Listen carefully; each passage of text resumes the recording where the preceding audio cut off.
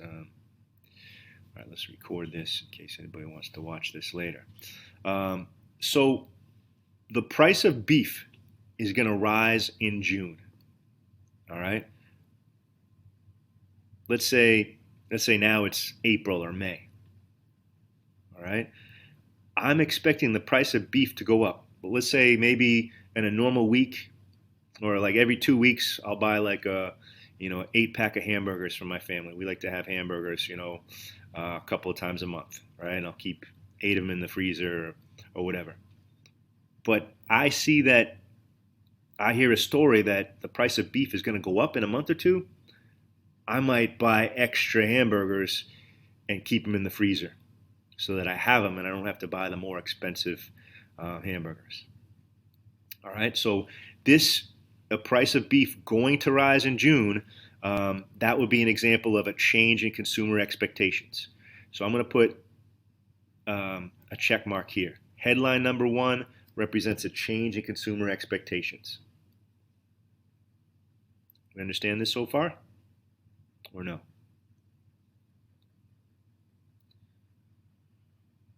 All right, then I'm going to keep going.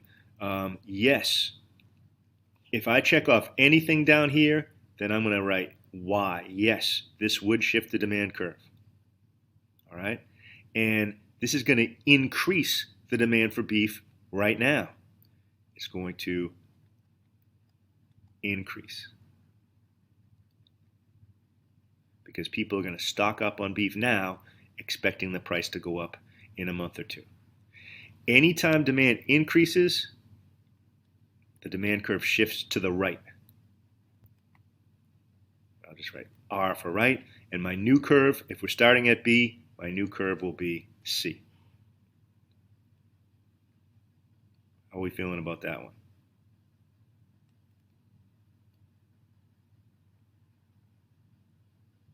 All right, let's see how we're doing with this. Galvis, can I pick on you first?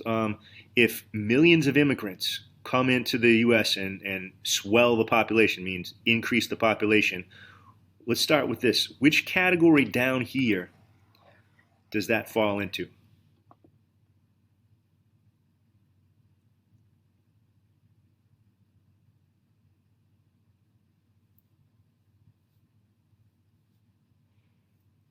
What do you think?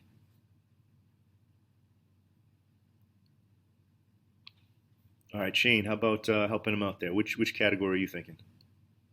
A change in the number of consumers in the market. You got it. So headline number two is going to increase the number of consumers in the market. All right. And yes, it's going to shift the demand curve. Um, Kayla, what's it going to do to demand for beef? Increase or decrease if we have millions of new people in the country? Gonna increase. Good. It's going to increase. And anytime the demand increases, the demand curve shifts to the right, and we're going to move to curve C.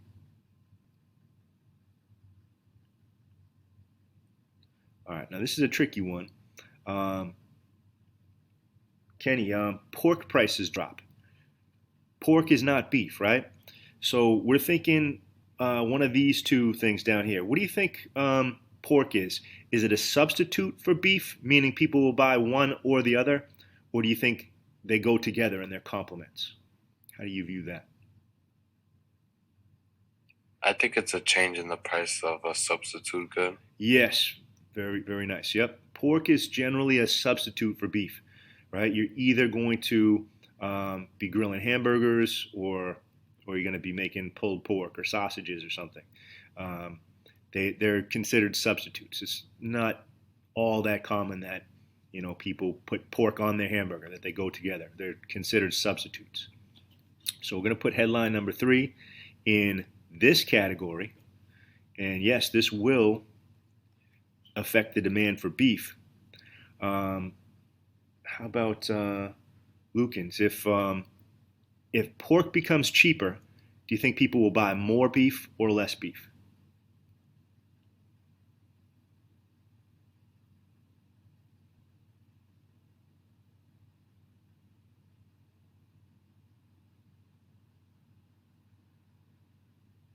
You said what?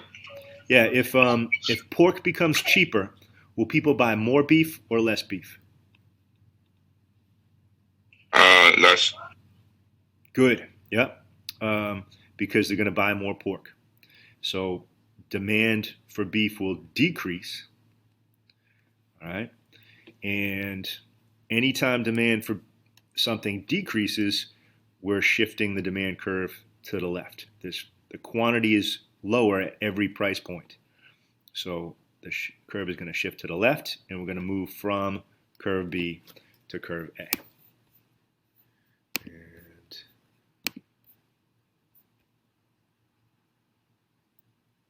yeah, so yeah, Xavier, yes, so more people would buy pork. All right, so the quantity demanded of pork would increase, but because pork, let's say sausages are such a nice price, I'm going to have a barbecue this weekend. I'm going to invite some people over. I would normally cook, hamburgers, but man, the sausages and the pulled pork has such a nice price. I'm going to buy less beef and more pork because it's a substitute. Does that make sense? Remember, we're talking about the demand for beef. How is the drop in the price of pork going to affect the demand for beef? Okay, cool. All right, so let's move on. How about Kiana? What if the Surgeon General all of a sudden warns that eating beef is bad for your health? What category down here do you think that would represent?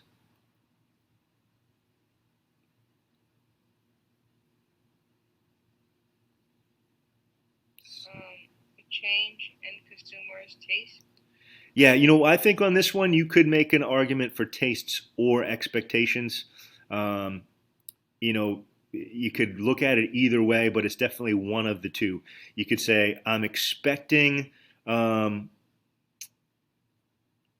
let's just check out this whole box basically. We're expecting that it's going to give us, um, make us sick or unhealthy, which affects our tastes, right? We don't want to buy beef anymore because we heard it was not good for you. So we can put a check in either one for that one. But yes, it will definitely affect the demand for beef.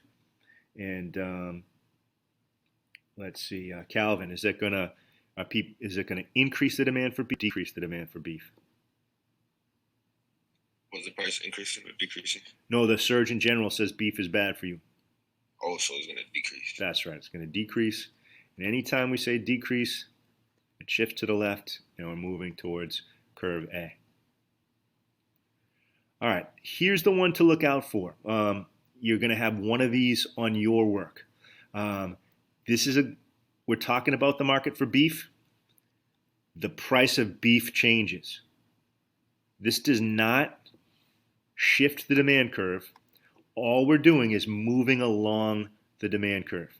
All right, I'm here, and then all of a sudden the price drops. All right, and people were buying this much beef, and now they're buying this much beef. The price dropped, quantity went up. This is not a shift in the demand curve.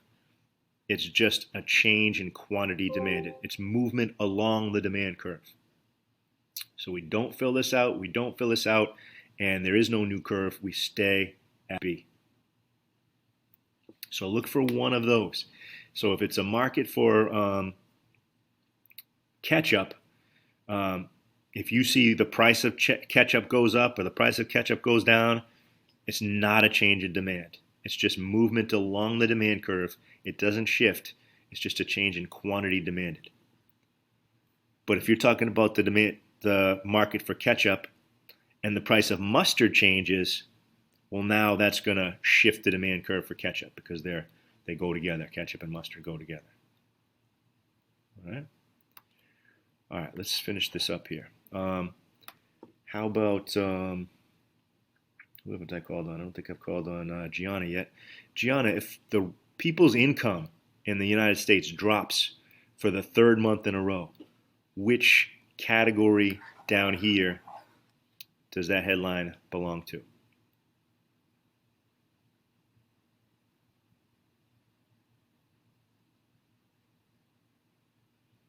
Wouldn't it be a change in income? Yeah, it kind of speaks for itself, right?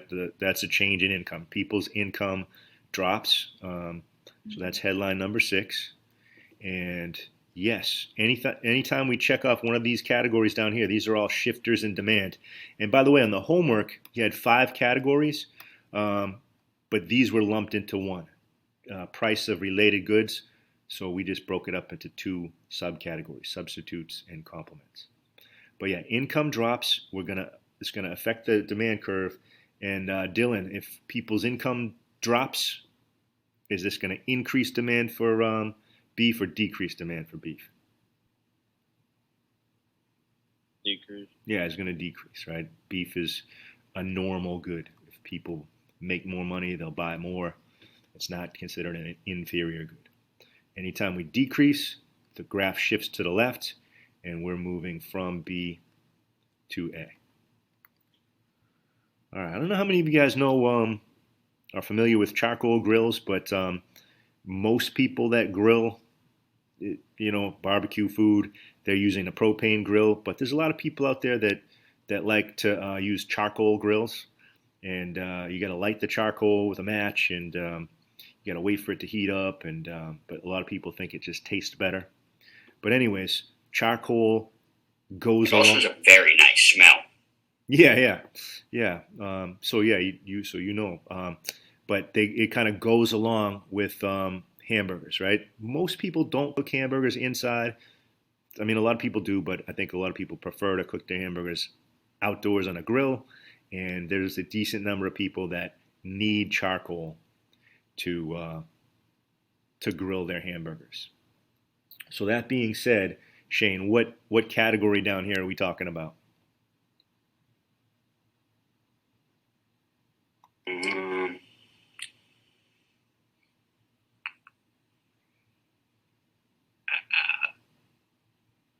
Change in expectations. Possibly, but so what's the relationship between charcoal and beef? Are they substitutes or complements? Compliments. Yeah, they kind of go together. So they're wanting us to think of this as a complement to hamburgers. So we're going to put headline number 7 in complementary goods. Yes, that will affect the demand for beef. If charcoal is harder to come by, are people going to buy more hamburgers or less hamburgers? Less. That's right. Decrease. And we're going to shift to the left. We're going to move towards curve A. All right. And the diamond. If all of a sudden there's this nationwide craze, people are selling this hamburger called the Disco Burger, and the bun has all kinds of glittery stuff on it, and I don't know. It's the hamburger itself is maybe different colors, and people just think it's cool. Which category down here do you think that might fall into?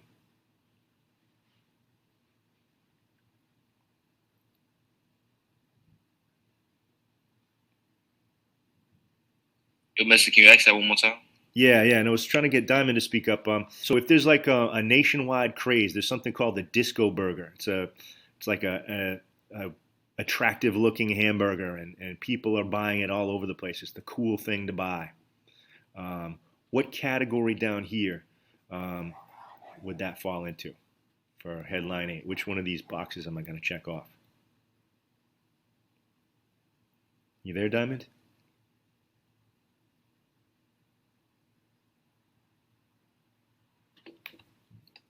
About Javen, what do you think, Javen, on that one? What do you think they're expecting us to pick off?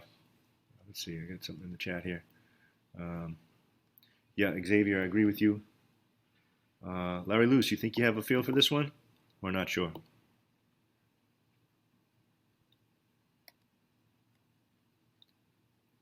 What did you say? Yeah, if it becomes cool to buy disco burgers,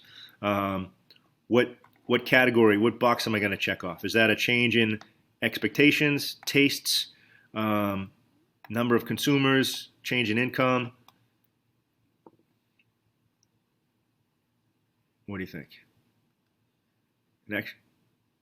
Did I just stop my screen share? Yeah, I did. Yeah. Sorry about that. Yeah, and Xavier, I said I agree with you, but actually, I think there's a better choice. I wasn't really paying attention. Expectations, yeah, a bunch of people saying expectations. That would really be a change in people's tastes. Is a better, like, people just think it's cool to buy a disco burger. So people developed a taste for it. All right. It's not a terrible choice, though. Expectations. I can see why you picked that. But this would be a yes. And more people are going to want to buy hamburgers because they all want to buy the disco burger. So this is going to increase demand for beef. The curve is going to shift to the right, and we're going to move from B to C. All right. Let me show you how you're going to access your work. You have a good, 12 or 13 minutes to start it now. But I'm going to show you what it looks like. I'm going to have it on Nearpod. And the quality is not great because it's a scan, so I apologize in advance. You can zoom in using the trackpad on your little mouse pad. You can go like that, to expand it because it's going to be hard to see. Let me show you what it looks like. What am I doing here? Share my screen, and I'll open it up, and then you guys can.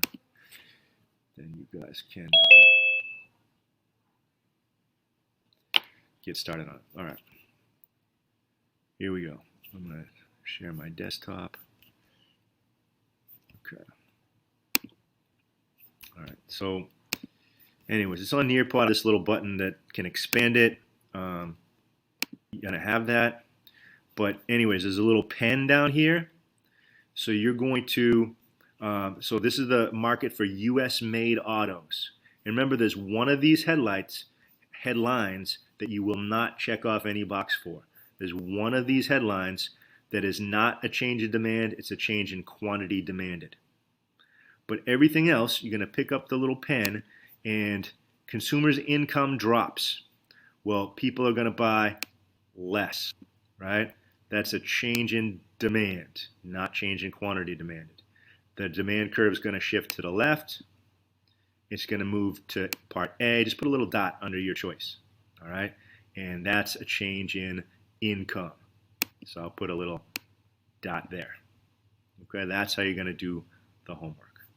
All right, I'm going to open it up right now. You can access it through Google Classroom. And let me just unlock it. This is your page. All right. We had a couple of people that had a hard time seeing it. If you're really having a hard time seeing it, just write me a little note on Google Classroom. But try zooming in on the trackpad, and I'm going to try to do a better job of making it visible tomorrow. I didn't realize how small it is on some of you guys' screen, but do your best. Try to do that little zoom in thing on your trackpad and see if that works for you. That's it. You can stay on Zoom. Not on Google Classroom. What's that? Not on Google Classroom. Check again. Refresh your page. I just opened it up. You'll see it's called change in demand versus change in quantity demanded. And I'll give you a little, and just sign in with your Google account, and it'll be in there. You see it now? Yeah, thank you. Sure. And you guys can jump off Zoom if you'd like to. I was hoping to get you off a little bit earlier. Sorry about that. Stay on if you like, but feel free to jump off. And I will post the video YouTube playlist so you can watch the video and